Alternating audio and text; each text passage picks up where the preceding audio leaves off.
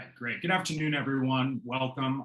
Thank you for joining us for this important conversation on antiquities trafficking, transnational crime, and the art market. I'm Patrick Costello, and it's a real privilege to be moderating this discussion. This is an issue that I'm quite interested in and passionate about. I'd also like to thank Louise and the Antiquities Coalition for convening this timely and important conversation. In a moment, I'll yield the floor to my friend Louise Shelley, who's the director of the Terrorism, Transnational Crime, and Corruption Center at George Mason University. But first, I'd like to note that this conversation is being recorded, so participants should consider this an on-the-record meeting. When we turn to the questions from the audience, if you'd like to ask a question, please utilize the chat function. I'll read the questions aloud and then allow our distinguished group of scholars and researchers to respond. I'd also just like to introduce the rest of the panel we've convened this afternoon. We have Neil Brody, who is a senior research fellow on the Endangered Archaeology of the Middle East and North Africa project at Oxford University. Neil has held a number of positions at the British School at Athens, Stanford University's Archaeology Center, the MacDonald Institute for Archaeological Research at the University of Cambridge, where he served as the research director of the Illicit Antiquities Research Center. And he's also held a number of other distinguished appointments. Leila Hashmi is a postdoctoral researcher at the Terrorism, Transnational Crime and Corruption Center at George Mason. Her research focuses on illicit trade, human trafficking, and corruption in the Middle East and North Africa. And finally, last but certainly not least, we're joined by Ute Wartenberg, who is the president and research curator of the American Numismatic Society, which is the leading American organization dedicated to the study of coins and metals, and she's one of the world's leading experts on ancient coinage. It's great to have you all with us. I'll now yield the floor to Louise to set the foundation for the conversation. So Louise, over to you. Thank you, Patrick. We want to welcome our large, diverse, and knowledgeable audience to our event today, Putting a Price on the Priceless, Measuring the Antiquities Trade in Data and Dollars. The discussion today is based on research that was done on a State Department grant from its counterterrorism branch. The speakers have all contributed to a new book that will be out at the end of the year that Dr. Leila Hashemi and I have edited, called Antiquities Smuggling in the Real and the Virtual World, that'll be published by Routledge, and it's been put in the chat box. This event is being hosted within a policy school and is being sponsored jointly by TRAC, the Terrorism, Transnational Crime and Corruption Center, and the Antiquities Coalition. The Terrorism, Transnational Crime and Corruption Center has in recent years devoted significant research efforts to using and applying big data analytics to help understand the dynamics of diverse forms of criminality. We also have a focus on illicit trade and have an illicit trade institute. We believe that only by understanding the dimensions and operations of markets can we develop better policies. Who is behind this trade? What types of actors are benefiting from it? Unfortunately, too little financial and human resources have been spent trying to understand the scale of the antiquities marketplace, and the work is very time-consuming. The other day in our practice call, I was talking with Neil Brody, who was talking about sort of the insulting amounts of money that have been offered to some researchers to try and figure out the scale of this. The data on high-end marketplaces is not readily available, and the low-end market is massive and requires a significant amount of time and effort to collect, as much of it is online. The data analysis that went into this project that we call the Classy project, Countering Looting of Antiquities in Syrian and Iraqi project, ranged from some relatively simple online monitoring of sales platforms to the application of complex tools developed by DARPA, the branch of DoD devoted to advanced and innovative technology, to probe the dark web. That dark web research did not reveal much. It confirmed the large marketplace for antiquities, primarily the less expensive ends of the market, is going online. In 2019, Dr. Brody co-authored a report for the European Commission, suggesting that the European antiquities market was between 64 to 318 million euros, and Europeans sell a minimum of 56 million euros in coin, or 300,000 coins annually.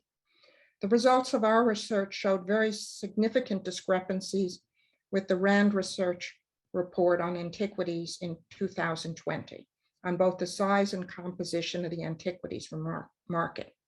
In response to our queries, RAND researchers reported that although they discussed coins in their report, they have not included that market in their overall data.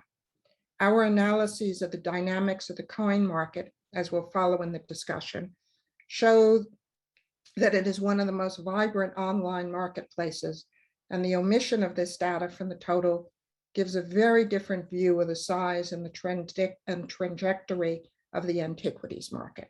Therefore, we come out with different conclusions.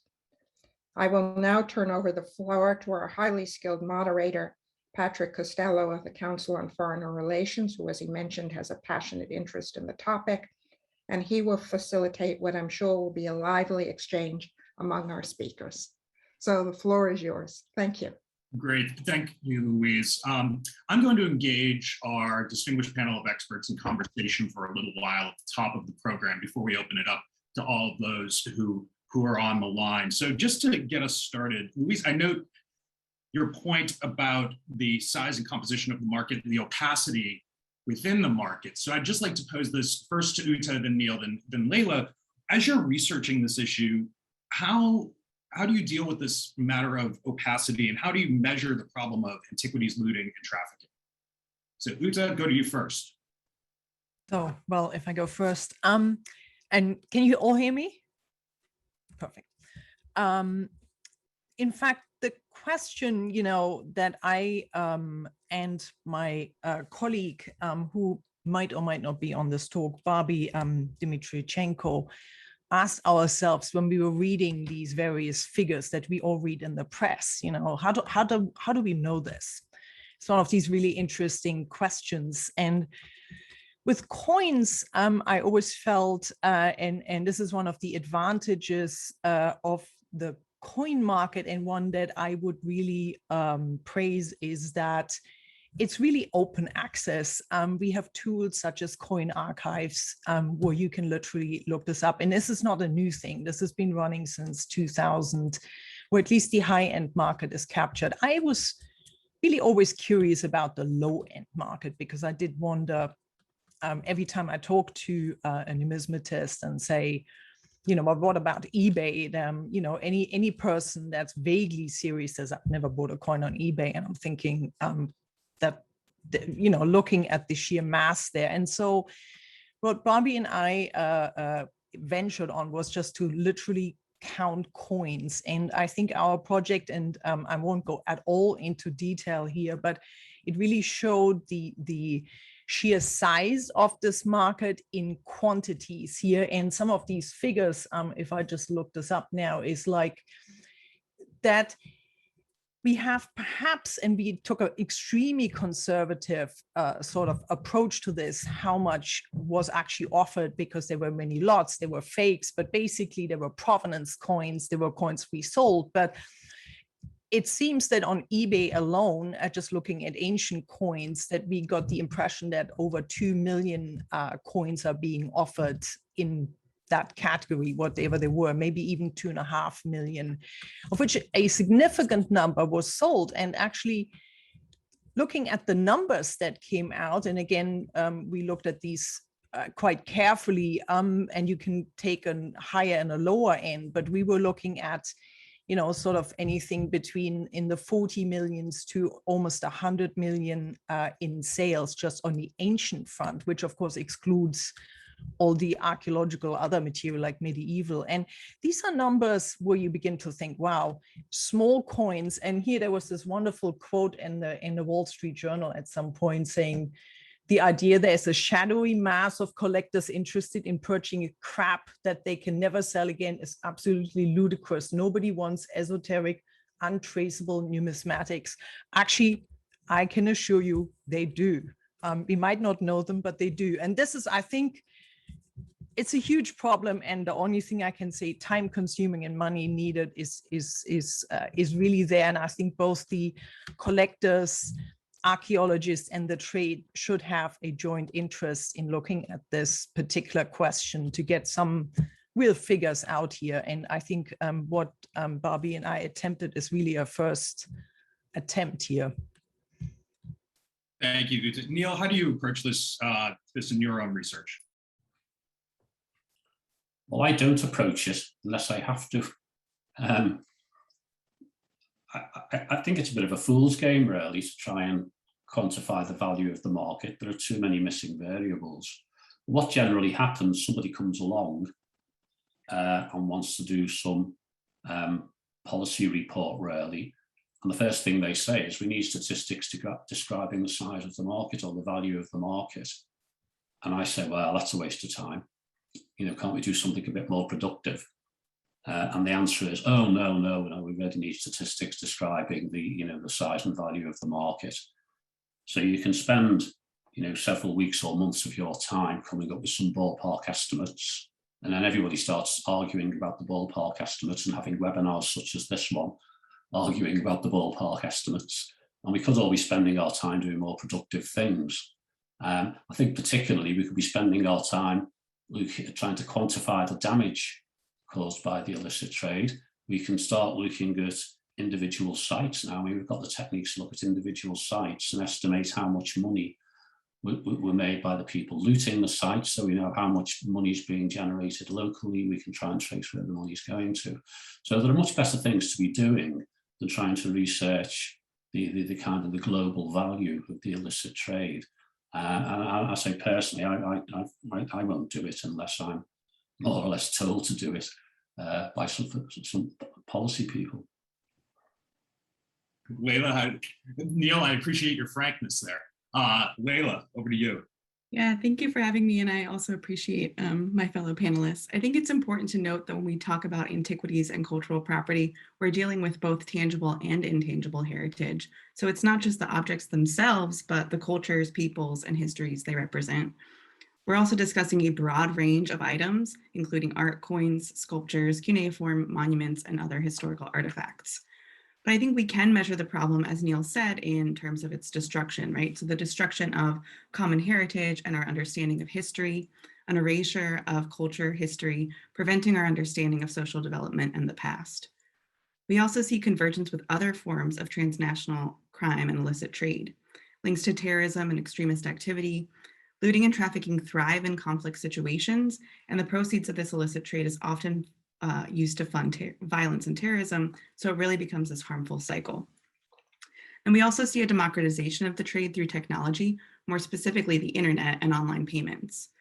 So the overall value of the trade is difficult to measure, as Neil mentions, but the use of automated and relatively simple tools such as web scrapers or other technology allows researchers to collect large amounts of data on marketplace listings in a much more efficient manner.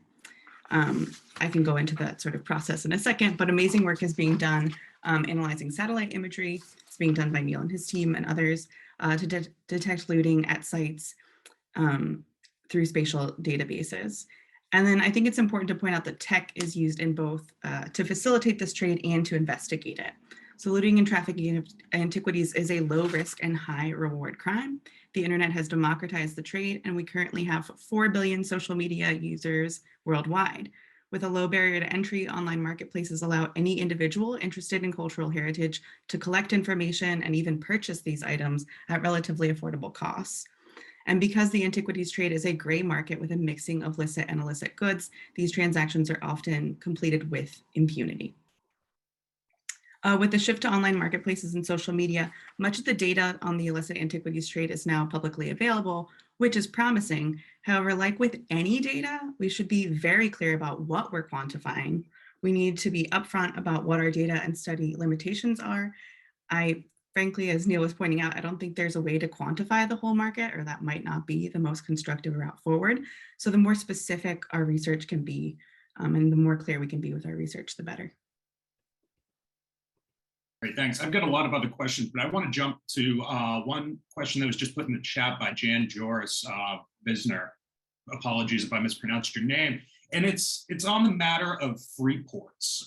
So how do free ports come into play? And I know that this is a particular concern in Europe, but where beyond Europe are we seeing free ports utilized to further this illicit activity? Layla, why don't we go to you? We'll go in reverse order. Layla, Neil, then Uta. Sure. I think this also relates to this idea of how we can measure the market. So the illegal art market's difficult to detect or investigate because the antiquities market is gray, like I mentioned before, and because it's illicit. So it's also further obfuscated through the use of free ports or free trade zones where objects are laundered through the creation of false documents and records. Free ports allow a high level of privacy and are duty or tax-free, making them safe havens for warehousing or transporting stolen art.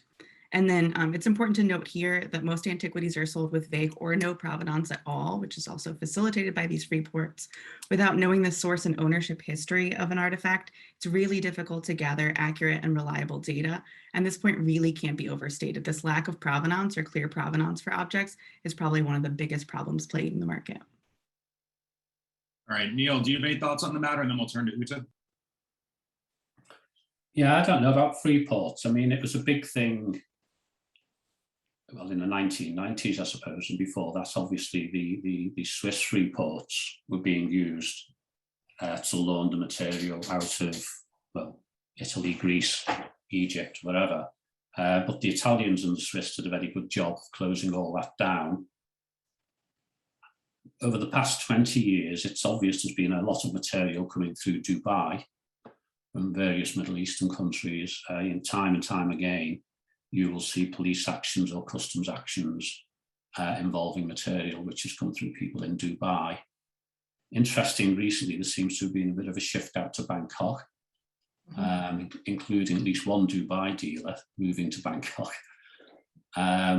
Why that is, I don't know. Presumably it's something about, you know, must be something to do with the trading environment there, the regulatory environment.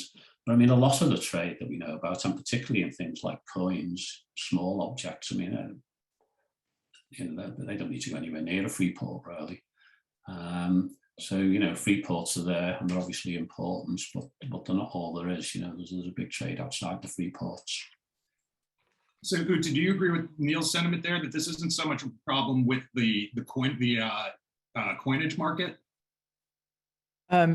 You know, I comment only on coins, and so Freeport is something you read about it. I can't comment on whether Freeports are a phenomenon or not. Certain individuals involved in Freeports, but this was at an earlier point. You read about Freeports, so I have nothing to say on coins and free ports, I'm afraid.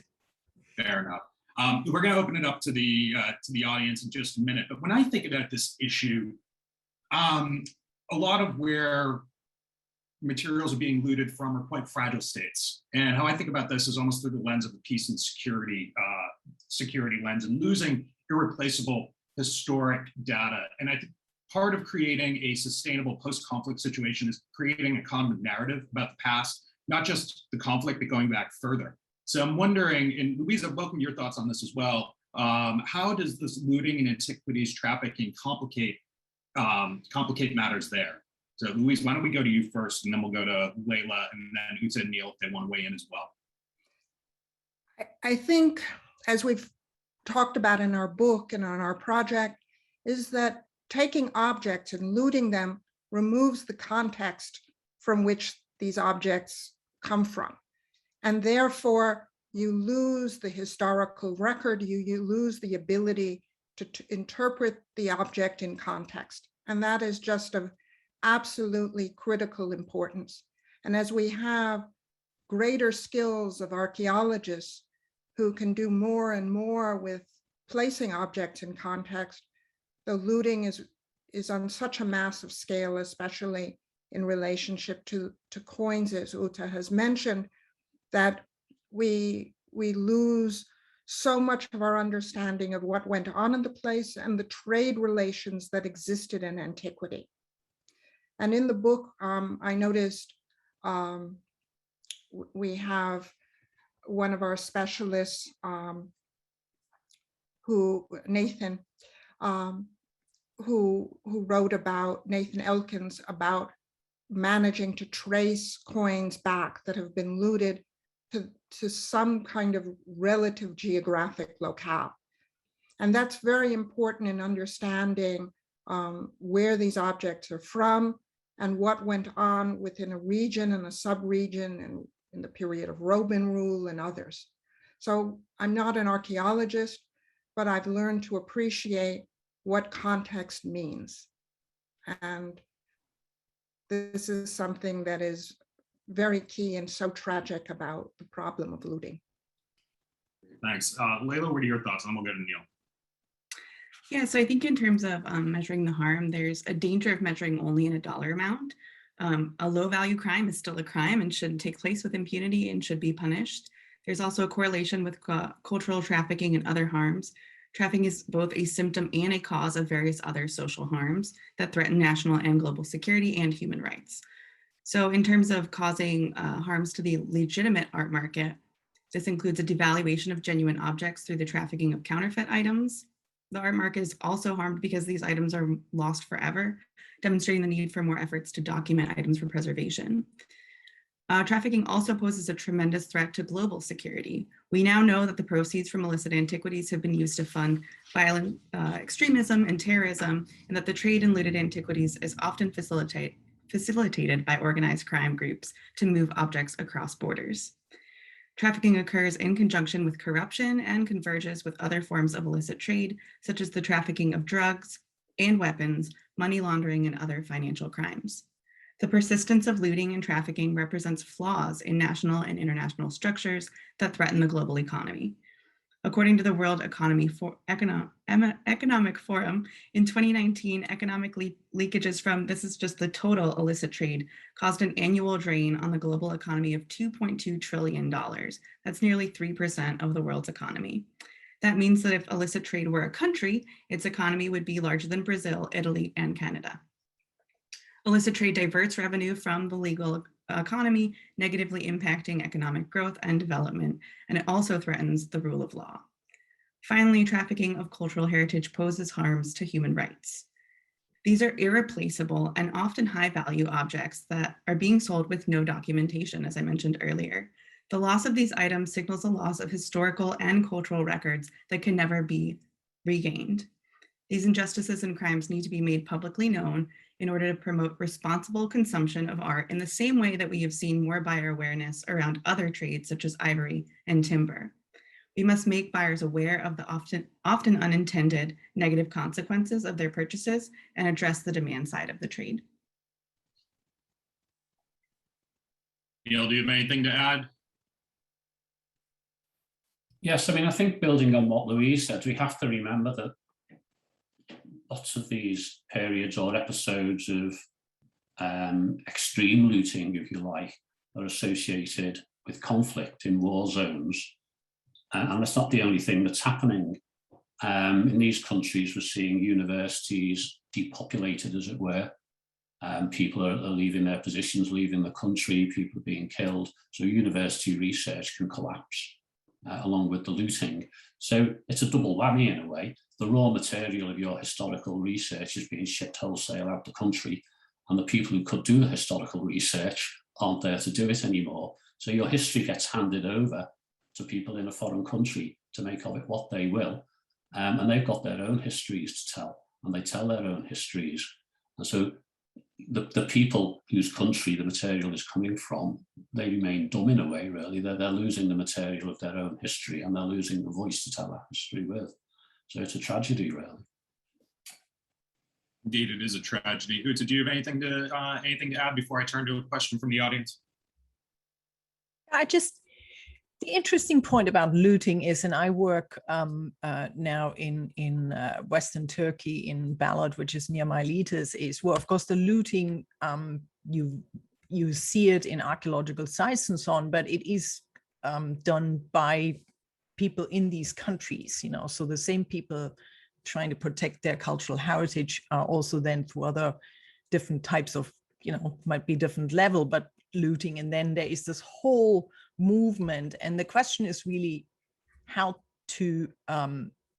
how could you explain this to, villagers and people like this? This is not really of interest. And there are in Turkey in particular, there are certain attempts, for example, with coins that the local museums, and this was something that surprised me, just buy these coins directly in order to keep them as least locally, because this importance is even the smallest horrible little Roman coins. And this is an argument often made by collectors that, if a museum has already this, why do you need more of them? But actually it is exactly the mass, in particular for coin numismatics, mass data is really what tells you an amazing story. Louise referred to this.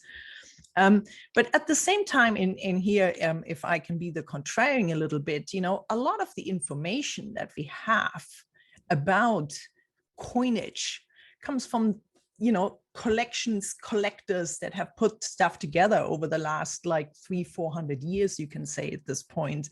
And so we wouldn't even know what we're looking at actually if it wasn't for all this material coming out. And so I think this is really where those of us in the coin field are really torn. It is an incredibly difficult, also emotional subject. How can you deal with the fact that people will always collected for 500 years. There seem to be always people looting, and we're trying to protect cultural property. So how is it going to work?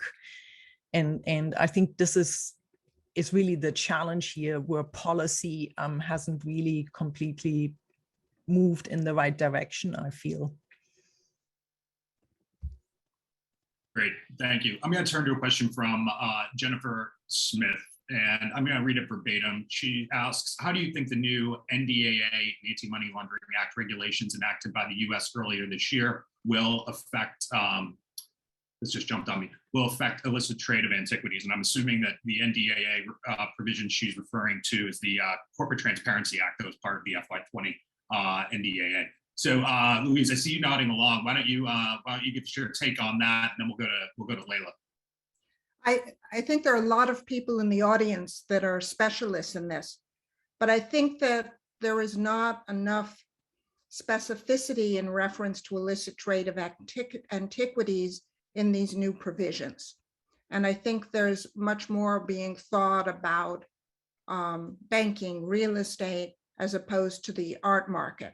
And therefore, I think much more needs to be extended in this area beyond what was initially enacted.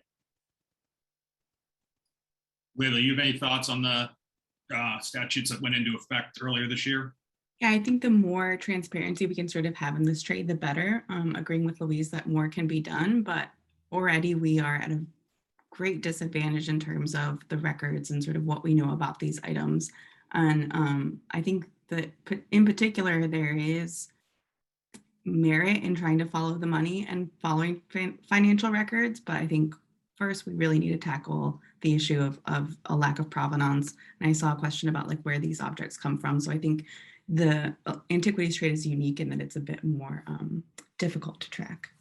Right. I just noticed in the chat box that Michael Loughnane, who is also one of the contributors to our collection, is saying, well, the US is trying to figure it out now. Planning is underway. And I think that's why a seminar like this one is so important, because we've got to show that this is a priority and not lesser than some of the other priorities that are being established in response to the NDA. Great. I'm going to jump back to Dirk because this is related to Dirk's question. He's asking to what extent high-end auction houses are still complicit in selling on provenance antiquities and museums and buying it. So Uta, why don't I toss that to you first and then Neil. Talking again, I don't want to talk really about antiquities as something. I talk about coins specifically, and it's a very difficult question here. What are we talking about unprovenanced? This is already the first problem. You know, some people look at 1970 as a rule, other people looking at not violating MOU rules. So, but if you're looking at something that's brand new out of the ground, I would say this is still definitely in the coin market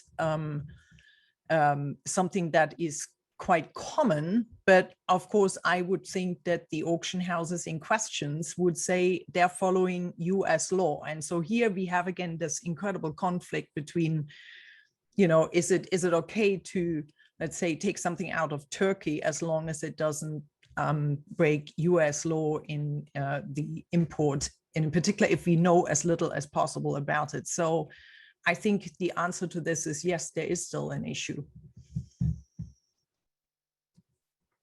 Neil, what are your thoughts? Lots of thoughts. That's why we invited you. I know. It depends what we're talking about, really. Do high-end auction houses sell objects which are fresh out of the ground? Well, I'd be quite surprised if they do.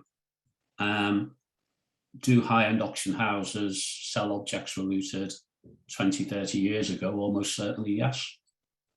There are examples. We're probably all aware of the recent example of Christie's auction house in London selling through private, not public auction, through private sale, a looted cuneiform tablets of Hobby Lobby Corporation in the United States, which I think was subsequently seized by US Customs, I think.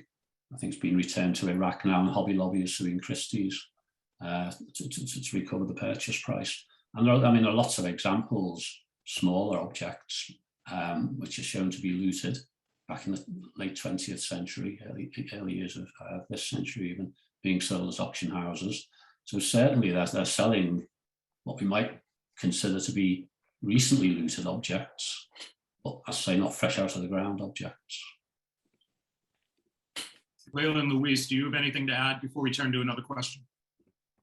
I think it's important to kind of point out this distinction between a sort of high-end market or these auction houses, and really understand the trade in terms of auction houses and galleries, sort of social media platforms like I was mentioning earlier, and then marketplaces, and how sometimes these can overlap, but they're often quite distinct and different. So for instance, for the Classy project at Track, we were looking at all of these, but mostly at the social media and marketplace listings. With the auction houses, you have sort of a buy-in, right? There's a vetting process that allows a vendor to sell on that platform, versus on social media, like anyone can sort of post an antiquity on Facebook and then sell the artifact via Facebook Marketplace or through, WhatsApp or some other payment method. And I did want to point out that in our Classy project, we didn't see any activity on the dark web, but with some of these auction houses, we saw the acceptance of cryptocurrencies, specifically Bitcoin, with auction houses, which, not to say that using cryptocurrency is, illegal in and of itself, but I did think that was an interesting development as we did our research. So building on that, there was an announcement from Facebook that it would ban the sale of historical artifacts. And I'm just wondering, you said in your research you hadn't seen much activity on the dark web, but as social media companies do increasingly crack down on this, how can governments work with private companies to prevent antiquity sales without pushing them further onto the dark web? Because as social media companies start to crack down, I just think that's the natural avenue. Right, absolutely. So it becomes sort of like a balloon problem, right? So the short answer is we don't see evidence of sale on the dark web because vendors don't need to really use it. They want to reach the widest audience possible, so they continue to sell primarily on the open web versus the dark web, because they've been able to do so with relative impunity. To put it simply, they don't need to use the dark web because they don't need to. However, if we do see successful implementation of regulation in the open market, we might see a shift to the dark web. Like I said, we did see some evidence of vendors accepting cryptocurrency, specifically Bitcoin, for payment in goods. And we do see a sort of progression of reaching the widest audiences possible, for instance, on a Facebook page, or let's go with social media on Facebook, and then quickly identifying buyers that are interested, and then going into encrypted channels such as WhatsApp to be able to obfuscate that trade. Thanks. I want to pivot to Nicole's question. I'm going to pose this first to Neil, and she's asking if you believe that additional public community engagement might make a difference, informing local communities about these issues, about the importance of cultural heritage, about the shape of the illicit market. Just if you were doing a public relations campaign, what would your thoughts on broadening the audience for this? I'd broaden the audience in Manhattan if I could. Educate them about the importance of cultural heritage. I think when people ask these questions, I mean, I think the idea is if around sites which are being looted, people are not aware of the either the historical value or the potential economic value of cultural sites, archaeological sites. And so we need to do more to engage people around sites. Where I've worked in the past, I find normally that opinions are divided. People who run hotels and cafes who make money out of tourists are all in favour of protecting archaeological sites. But farmers who own the land in which the archaeological sites are situated are far less enthusiastic about protecting them. Whether we could target the people like the farmers, I don't know. But of course, the problem is all this goes out the window in a conflict zone. The communities fragment, economies collapse. And I think in these situations, no matter how much public engagement you've carried out, it's just gone really. I think there's very, very little left. People are desperate. They're looking to survive. And they're not going to be looking at the potential historical value of the site down the road. So, do you have anything to add on this before I pivot to another question?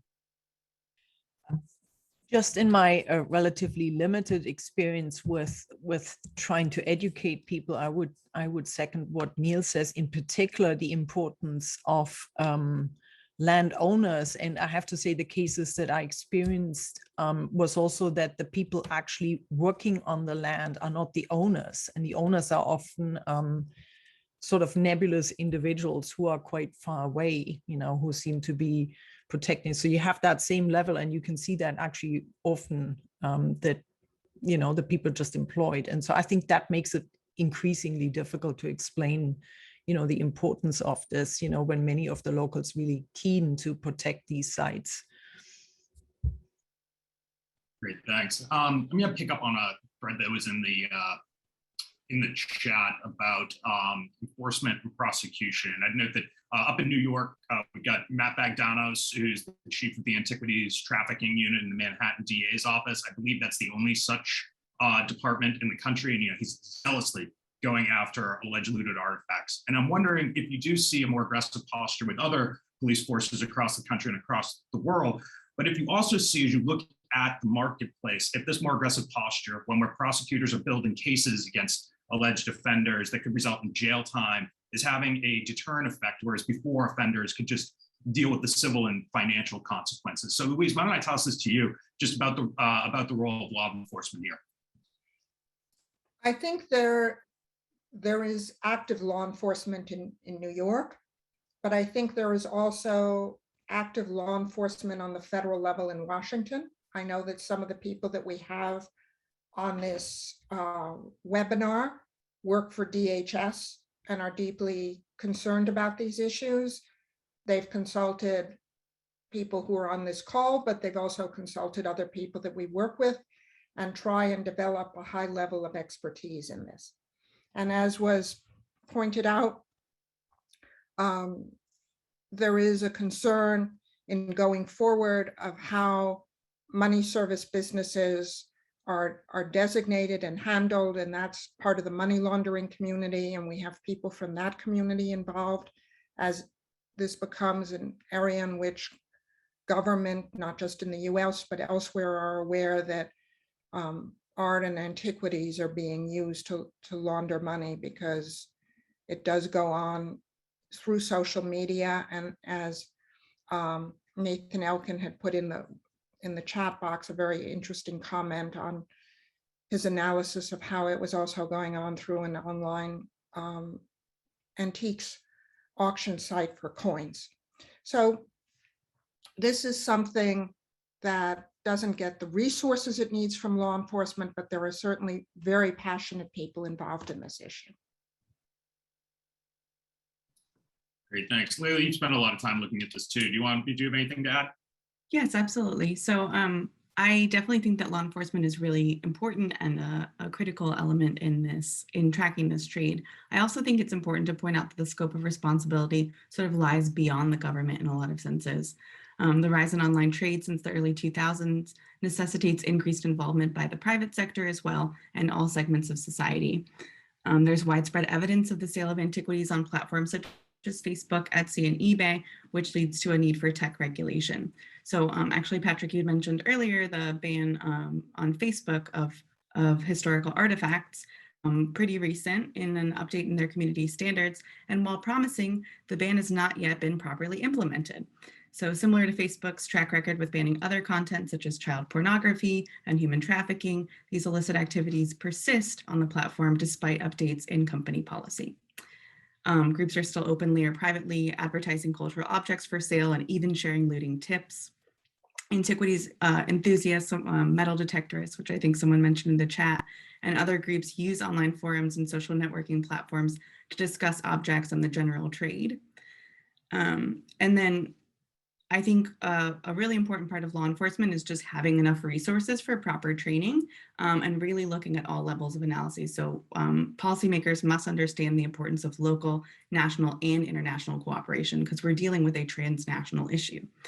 So as part of the Classy project at TRAC, our research team developed trainings for law enforcement and customs that included both theoretical and practical components. The curriculum involved working through examples and case studies and teaching the importance of open source and other digital investigations to detect present-day trade. So we really need to train law enforcement investigators, give them the funding and the resources that they need to effectively detect and disrupt the trade, connect them to subject matter experts like the wonderful panelists that we have here who can facilitate and inform investigations. Great, thanks. To our friends on the line, I still encourage you to put your questions in the chat. I will make every effort to get to everyone's questions. One interesting development a couple of years ago was the establishment of a new reserve group in the Army with the aim of protecting antiquities and important cultural sites in war zones. And it's based out of the Army Civil Affairs and Psychological Operations Command down at Fort Bragg, and it was inspired by the movie Monuments Men. I thought that was pretty interesting development. Serving as a scholarly liaison for military commanders and local authorities to help secure cultural heritage in regions involved in conflict and rebuild societies in war and disaster zones. And as you look out across the horizon, Neil, to Louise and Layla, welcome your thoughts. Are any other countries setting up similar task forces to address this issue? This seems pretty novel. Are you asking me first?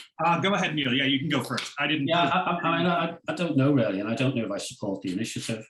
I think soldiers in conflict zones have got better things to do than protect archaeological sites. The problem with the illicit trade, it's a demand-led phenomenon. We need to tackle demand. We need to stop people buying and selling these. And if people stop buying them, selling them, people wouldn't be looting them, and we wouldn't need to position soldiers around archaeological sites. I mean, it seems to me that's the issue we should be talking about, not asking other countries to commit soldiers to protecting archaeological heritage. I think that's the wrong road to be going down, to be quite honest. I know it's a well-intentioned move, but I think it's the wrong way to be going. That is a very fair point, Neil. Layla, Louise, or Uta, do either the three of you have anything to contribute on this particular question? I wanted to say something about the law enforcement versus what is working quite extensively with law enforcement. Some of them I see are there today here listening. And one of the most frustrating things is that it's the quantity that has to be examined on any given day, it must be, and then the tiny resources, let's say in customs, for example, but then also everywhere else is there. And I think this is generally frustrating. You have these sort of rules that are supposed to be enforced, whatever they are, and then there isn't really enough manpower as well as really expertise here. And I think one of the key things here is, if I wanted to do that, is to increase this. But then I've become quite pessimistic on this front, and I'm looking at this, and here coming back again to our eBay research, is that it would be so much easier really if these enormous large like Facebook and eBay, but also Amazon would stop selling at least certain types of categories that are posing some of these problems, like unclean coins. This is always one of my big pets, which is a huge amount on these markets. And there's no expertise here needed. There's just manpower to enforce it, but there's just almost no way to do that. But it could be just stopped from one day to the next if eBay did not promote this type of operation on an ongoing basis, which is bad for the market overall. I mean, we have this question always about big auction houses, but actually, if the research that really shocked me when it came out, what I did is that eBay and these other online Etsy and whatever else is probably a much, much larger amount of money, at least for coins, than the few auction houses that are being always relatively heavily scrutinized. Not that I say that shouldn't be, but my impression is that it's much easier just to do this on eBay. So really, it's that conflict that has to be tackled. Great, thank you. I see a number of other questions have popped in the chat. Why don't we go to Lawrence's question first? And it's just a basic resourcing question. How can we beef up resources on this? Neil, why don't you take a swing at that first, and I'll go to Louise and Layla. I would advocate a Pigovian tax personally. I don't know what Lawrence thinks of that. Lawrence, feel free to respond in the chat. Louise? Sorry, well, can I just enlarge it? It's charge. It would be taxing antiquities sales in places such as the United States and the United Kingdom and so on, and using the proceeds of that tax to fund countermeasures, whatever those countermeasures would be. I think that's pretty much what the argument is. Great. Riley will correct me if I'm wrong. Yeah, Lawrence, actually, if you could, if you've got it at your fingertips and want to share the article that you wrote advocating for that, I think everyone would find that useful. Layla, you have any thoughts on this? And then we'll go to Louise. Yeah, absolutely. So I think in terms of just resources for law enforcement and trainings in that respect, and then also, I mean, I guess this is partially monetary, but also just having long-term research. So being able to conduct longer-term analysis of the trade that isn't sort of running out of funding very quickly. And then in terms of non-monetary resources, I think just raising public awareness. We see a lot of these objects being sold on a Etsy, for instance, as craft or hobby goods. So I think a lot of users are sort of purchasing these items without really knowing the tremendous harm that they're causing. So I think the more that we can kind of promote this public awareness, just like I was mentioning earlier, we have, I think, a really, the public has really been made aware of the damage done by, blood diamonds or the timber or wildlife trafficking. And if we can bring that same awareness to antiquities, I think that would be beneficial because people would know what harm is being done by their actions. Thanks. Louise, you want to add anything before we pivot to the next question? The question is on resources. And when you under-resource something, then that's where the criminality migrates. And I think one thing that was brought up in the chat box that's important to talk about is how there are different markets. And as Layla was talking about, the democratization of this antiquities market has just been enormous, which means that there are many middle-class buyers. And this is really key because they may want them for school projects or some remnant of antiquity. And I think they do not understand how this is fueling a global illicit market. Elise Bean, who's a top specialist in financial crime, has written in the chat box that antiquities dealers have been added to the list of entities that have to develop AML programs. And it's also important to add art dealers to this list and coin dealers. And also, but I think what our argument that we're making here, that others are making, is that there is an enormous role of social media and online platforms. And as we think about our legislation and how we're protecting against money laundering, we need to be thinking in broader terms than just the real world, but what is going on in the virtual world.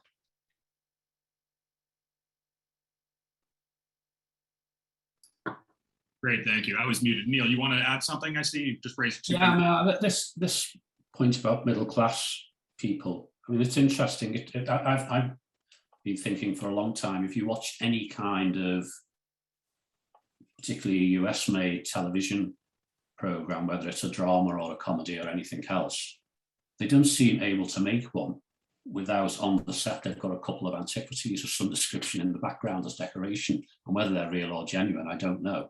But there's this consistent message being sent out through television that if you want a kind of a reasonably trendy suburban home, you need an antiquity of some sort, whether it be a little Buddha, a Greek pot, an African mask, you know, it's all there. And it just comes in every single day. It's streamed into your living room. You know, this is what decorations are. This is how you should be living. So when I said somewhat flippantly before, you know, we need public education in Manhattan, I think we need it in Hollywood as well. And get at these set designers and say, really, they're sending out wrong messages here. You know, they need to get the game in order. I'm wondering if you were seeing increased use of antiquities in people's Zoom backgrounds. I mean, I have a signed baseball behind me. That's just me. So let's actually talk a bit about the current state of affairs. You know, we are doing this via Zoom because of the pandemic. We're unable to convene in person. And I know that early on, due to quarantine, stay-at-home orders, that museums were kept shut for months, and that there were reports early on that they were considering selling off portions of their collections to maintain operations and cover operating costs. So just anecdotally, as you kind of look across the landscape, how has the pandemic complicated this? So Neil, why don't I go to you first, and I'll go to Leila, Luis, and then Uta. Yeah, I mean, I think the thing I've noticed most, I suppose, in my little area is, you know, the pandemic increases unemployment, and unemployment goes up and looting goes up. You know, it's like a conflict scenario, but different. And it just comes back to the same old story. You know, people are buying and selling these things. People are going to loot them. Again, I think it's the wrong strategy to thinking that we suddenly need to start guarding sites in all around the world because of COVID. You know, that necessity shouldn't have been there. We should have taken action years ago to stop the trade. You know, this is another avoidable outcome, basically. Leila? Yeah, I agree. I think that during the pandemic, we've seen a tremendous increase in online purchasing.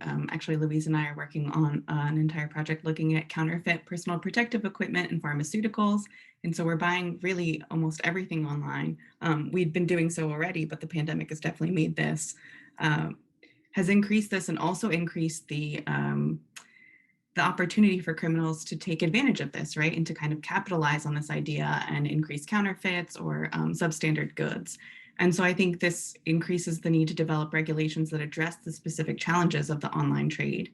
Efforts should be made to decrease demand for antiquities with questionable provenance and to promote responsible collection of cultural objects. But I think we also just need a sort of generally more conscious consumption of everything that we're purchasing online.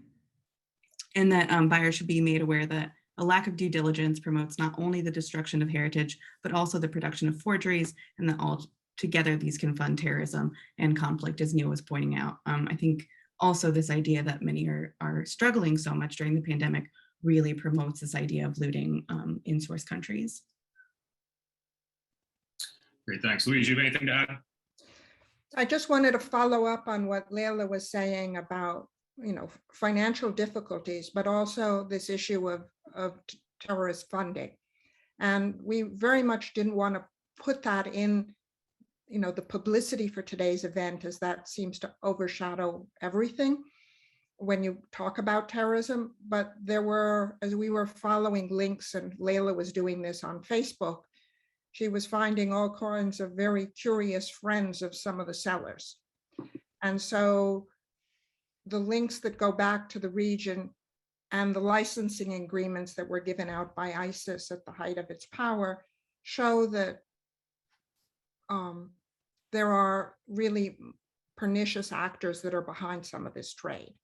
And therefore, as has been said in the chat box, I think people need to do a much broader educational program on the cultural harm, the financial harm, and to think of this in a multifaceted way, as well as destruction of history and our future understanding of it. Great, thanks, Louise. We've got approximately 5 minutes left by my clock, and I want to get to Jan's question here, and we're going to do a quick round robin. We'll go to Ute first, Neil, Layla, then Louise. And it's just, looking at which is worse, the illegal sales by dealers or the need to increase transparency within the marketplace itself. So we'll go in basically counterclockwise how I see you on my screen. That's me, right? Yeah, that's the question I'm asking myself here. It's definitely what this whole COVID situation, everyone being stuck at home, showed, in particular from again, speaking purely on the numismatic end, but I've seen it in other areas as well. But is that people and is this human nature? Do they enjoy collecting, right? So the question of this demand, try and just explain to everyone that it's illegal, in particular when there is probably millions of coins out there now that at least in some shape or form have some kind of legality there, is to me what the most important question is: how can we stop future looting? Because that's really where that important information that Louise came up with. And I see, yes, I think it's Peter Thompson put it in the chat about the portable antiquity scheme, but I think that even countries like Greece, in particular Turkey, with this idea of just buying coins directly from locals and so on, is something that I'm particularly interested in. I would sort of say anecdotally, one can see that COVID has definitely made it though more difficult to move some of this material around from what one can see. But people buying it, I think this is a lesson to think that it's going to stop by just sort of making it more difficult also. I think it's not going to work. Thank you. Neil, what do you think? Well, following up the British portable or the English portable antiquities scheme, which I suppose I need to, it's there to encourage people to report, but it doesn't necessarily make them report. As far as I know, there have been no studies whatsoever showing what percentage of fines are reported. My own ongoing research shows that only a small percentage of fines are reported. It could be doing more to promote the destruction of archaeological sites than to save archaeological sites. But until we get some serious research into this problem, I don't think we're in any position to make any statements whatsoever. And this really does cycle back to the original problem: is where is all the research? We've got this very poorly researched problem. No one really is conducting research into it. The funding isn't there to support the research. The people with the necessary skills aren't participating. It's a massive problem, really. We need a lot more funding for research. And we need research by lots of disciplines, really, not just archaeologists and numismatists. We need criminologists, economists, policy people, a whole range of people, financial people, monetary people. Sorry, I forgot what the original question was now for that little brand. No, that's expanding the people who are involved in the research. It's an extremely important thing, and I'm glad you brought it up, Neil. Layla, we'll go to you, and then it looks like we're going to get a couple of minutes, so we'll close out where we started with Louise. Yeah, I think with the increase in online trade, I don't know if there is necessarily more transparency. I think that there's more data out there, and sort of as I mentioned before, researchers need to be very clear about their data collection and analytic methods. So what data is being gathered, what are the limitations, how is the data processed and analyzed, and how does the evidence or data support the study's findings? These are all very basic sort of research questions.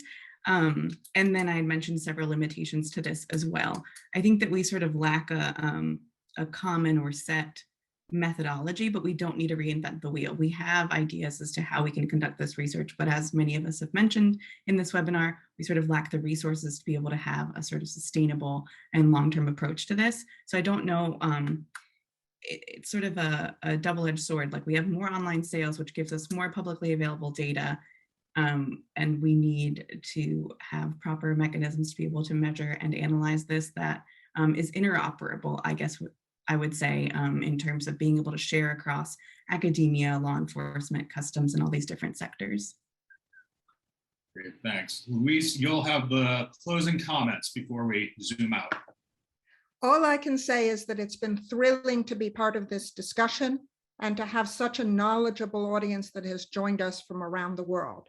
And I think that there needs to be some much more critical thinking, because while we've talked about primarily the problem of this Classy project, which focused on Iraq and Syria, this is just one region of the world that has commanded a lot of attention and concern, but it's certainly not unique. And there are conflicts going on in other regions of the world, problems in Africa, problems in Latin America, Asia, and we need to be thinking much more broadly about how some of the problems and the analytical tools that we developed can be used to help advance this discipline, or I can't call it this discipline, this problem, which needs a multidisciplinary approach to it. Thank you. Great. Thank you to my distinguished co-panelists. I certainly learned a lot this afternoon. I hope everyone else on the line did as well. And certainly set the foundation for future discussions and hopefully expanded scope of research. So thank you all for joining us. Thank you. Thank you all.